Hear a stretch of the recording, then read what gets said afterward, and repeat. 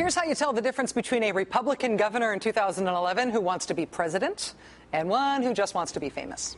Republican Governor Mitch Daniels of Indiana appears to take everything about himself very seriously, including his own presidential ambitions.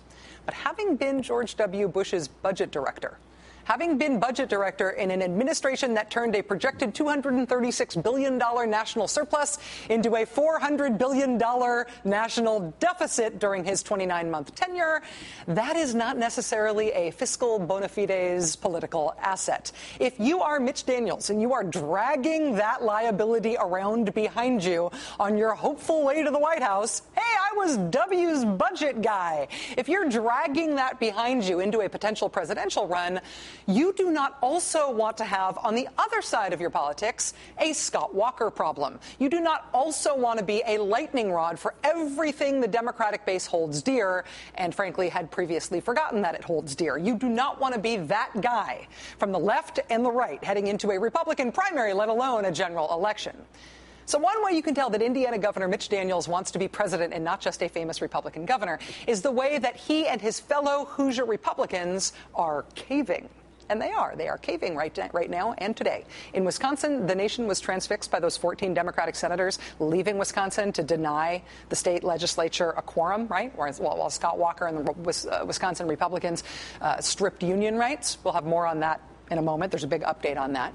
But a week after the Wisconsin Democrats took off, 39 of 40 of Indiana's House Democrats also took off. They have been in Illinois for the past 5 weeks. Same idea. Deny the legislature a quorum so the Republicans can't strip union rights, and also in this case so they can't cut the knees out from public schooling. Well, today the Indiana Democrats are back. They're saying they got most of what they wanted.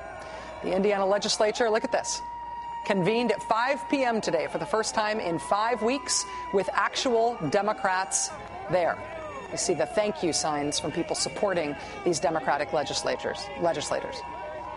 Democrats will still vote no on what the Republicans are trying to do, but the deal they got for standing firm for 5 weeks is that Governor Mitch Daniels' executive order stripping union rights will not become permanent Indiana legislation stripping union rights. The Republicans in the Indiana legislature and Mitch Daniels have decided to let the idea of making permanent the union stripping thing, they have decided to let that idea go. The great Republican overreach of 2011 has sounded to the Democratic base like an alarm clock ringing, waking them up after a very long time of being asleep and being taken for granted. But to Republicans, particularly to Republicans who have aspirations for running for even bigger political office, what sounds like an alarm clock to Democrats, to the Republicans, it just sounds like an alarm. Have you heard what happened today on the Wisconsin part of this? Big news. That's next.